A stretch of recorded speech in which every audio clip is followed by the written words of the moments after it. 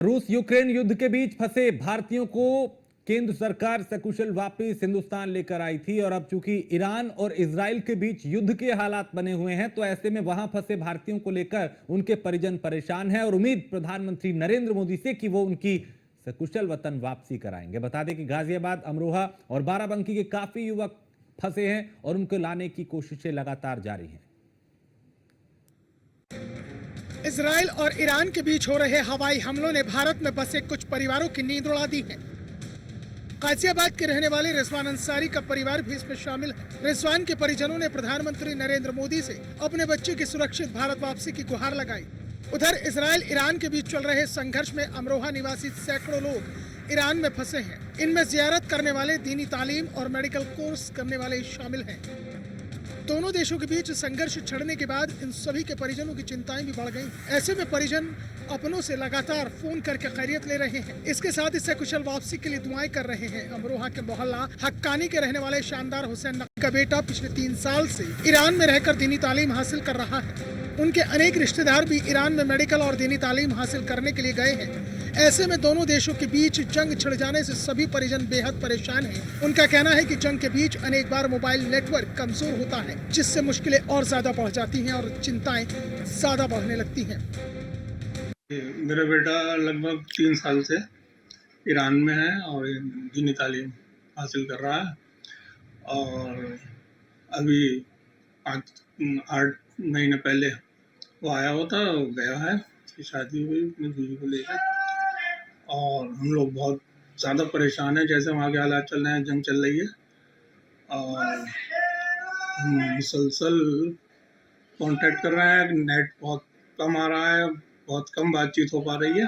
हमारे यहाँ के हमारा भतीजा वहाँ है, हमारा भांजा वहाँ है, हमारी बहन बहनोई वहाँ है, तो वो लोग सब वहाँ गए हुए हैं। या रात के भी लोग काफ़ी तादाद में यहाँ से अमरोहा से गए हुए हैं और हमारे यहाँ से मेडिकल यानी MBBS के लिए भी लड़के लड़कियाँ वहाँ हैं। तो ज़ाहिर है परेशानी तो है ही कि लगातार जंग का सिलसिला जारी है, तो इसलिए हम ये चाहते हैं कि हमारे बच्चे, हमारे अमरोहा के लोग या इंडिया के जो भी लोग हैं वो जल्द से जल्द अमरोहा वापस आएँ। हमारे अमरोहा शहर के और जनपद अमरोहा के काफ़ी स्टूडेंट ईरान में दीनी तालीम और MBBS की पढ़ाई पढ़ रहे हैं और काफ़ी ज़ायरीन भी अमरोहा जनपद से और अतराफ़ से ईरान गए हुए हैं। हमारी सरकार से यही गुजारिश है कि इस मामले में हस्तक्षेप करे और जल्द से जल्द जंग रुकवाने की कोशिश करे। ईरान और इजराइल के बीच इस समय संघर्ष जारी है। ऐसे में अमरोहा के सैकड़ों ऐसे लोग हैं जो ईरान में अपनी पढ़ाई करने के लिए गए हुए थे। माना जा रहा है कि जब से ये संघर्ष चल रहा है तब से लगातार परिवार के लोग अपनों से संपर्क साधने में लगे हुए हैं, लेकिन कुछ लोगों का अपनों से संपर्क भी नहीं हो पा रहा है और लगातार टीवी पर अपनी नज़रें गड़ाए हुए हैं और लगातार अल्लाह से दुआएं कर रहे हैं। ताज़ार नकवी ने न्यूज़ वन इंडिया से बातचीत करते हुए बताया कि सैकड़ों ऐसे परिवार हैं जो लगातार अपनों की तलाश करने में लगे हुए हैं। वहीं भारत सरकार से भी वो अपनी मांग कर रहे हैं कि जल्द ही उनके परिवार के सदस्यों को वापस भारत लाया जाए। पश्चिमी एशिया में भड़की जंग की लपटें अब यूपी के बाराबंकी तक भी आ पहुंची। जिले के सैकड़ों युवा जो अपने परिवारों का पेट पालने विदेश पहुंचे थे, अब इसराइल के बंकरों में जान बचाकर जीने के लिए मजबूर हैं। उनकी रातें करवटों में कट रही हैं और वही हाल उनके परिजनों का भी है। घर वाले दिन भर मोबाइल स्क्रीन पर नजरें गड़ाए रखते हैं। आलम यह है कि किसी की स्क्रीन से नजरें हटती ही नहीं।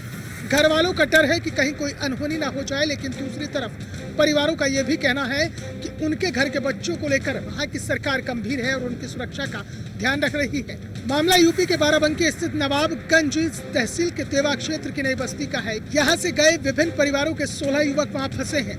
आलम यह है कि हर घर से दुआओं की गूंज सुनाई दे रही है। परिजनों ने वीडियो कॉल से बातचीत की है। परिजनों का कहना है कि उनके बच्चों ने बताया कि हर अलर्ट पर, हर सायरन पर दिल कांपने लगता है। हमारे गीता देवी नाम है, लड़के का नाम राविन सिंह है। कितने दिन से इजराइल में? इजराइल है, साल भर हो गया है, 23 जून में। अभी कैसे?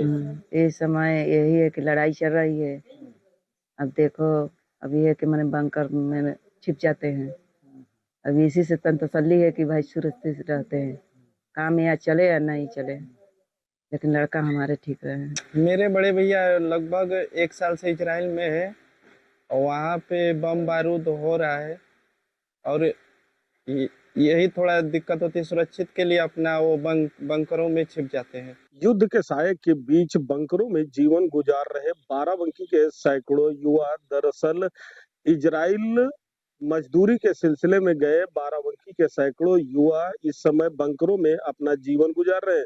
बाराबंकी जनपद के देवा थाना क्षेत्र के नई बस्ती के करीब 20 से अधिक युवा जो अपने परिवार का पेट पालने के लिए इजराइल पैसा कमाने गए थे, वहीं इजराइल व ईरान में इस समय भीषण युद्ध के चलते सभी युवा बंकरों में कैद होकर रह गए।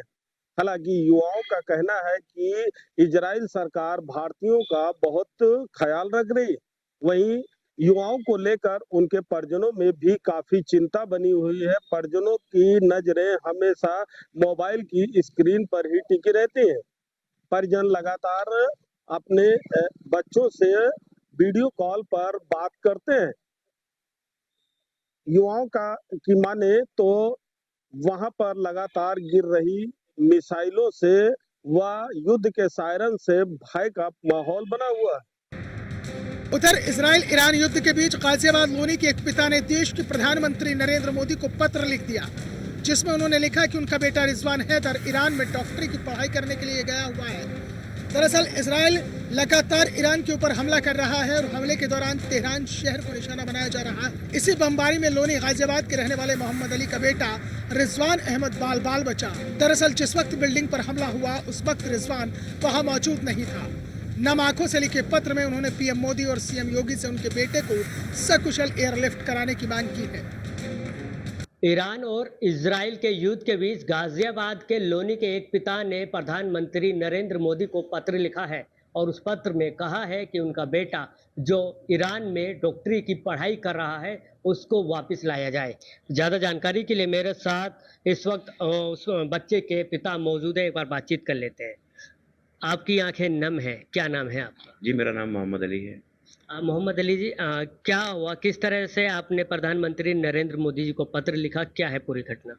सर ये हमने क्या नाम है ऑनलाइन उनको रिक्वेस्ट भेजी थी कि हमारे बच्चे को यहाँ पर बुला के ला दिया जाए, क्योंकि हमारा बच्चा इस स्थिति में फंसा हुआ है इतने टाइम कि हम उसके कहने के लिए कुछ नहीं, क्योंकि भयंकर जंग लगी हुई है और तमाम बच्चे परेशान हैं और हमारा बच्चे भी उसमें परेशान है।